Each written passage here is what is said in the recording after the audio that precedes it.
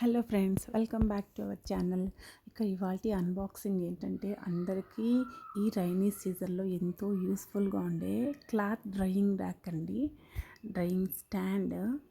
దాన్ని నేను ఫ్లిప్కార్ట్ నుండి తెప్పించేశాను. ఇక బాబు దాన్ని ఓపెన్ చేస్తున్నాడు. ఇది ఇన్స్టాలేషన్ ఎలా చేయాలి, ఇక దీంట్లో మనం ఎలా ఫిట్టింగ్ చేసిన తర్వాత ఎలా యూస్ చేయాలి, ఇండోర్ అవుట్డోర్ ఎలాంటి ఫీచర్స్ ఉంటాయనేసి వీడియో స్కిప్ చేయకుండా చూసేయండి. నేను వైలెట్ కలర్ పెట్టానండి. కలర్ యాజ్ యూజువల్ ఎగ్జాక్ట్లీ వచ్చింది. ఇక దాంట్లో ఇన్స్ట్రక్షన్స్ ఇచ్చారు హౌ టు అసెంబుల్ అనేసి.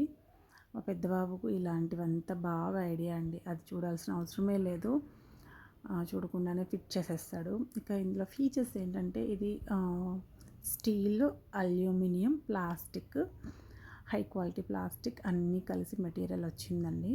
టోటల్ స్టీల్ అయితే మనకి దొరకదు. నేను అమెజాన్, ఫ్లిప్కార్ట్ ఆల్మోస్ట్ అన్ని షాపింగ్ యాప్స్ అంతా కూడా సెర్చ్ చేశాను.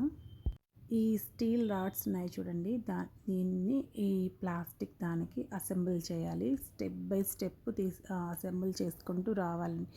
నియర్లీ ½ అవర్ పట్టింది బాబుకి. నాకైతే అస్సలు ఓపిక లేదు. వీడియో తీస్తుంటే కూడా నాకు చాలా పనిగా అనిపించింది. సండే వచ్చింది కరెక్ట్గా.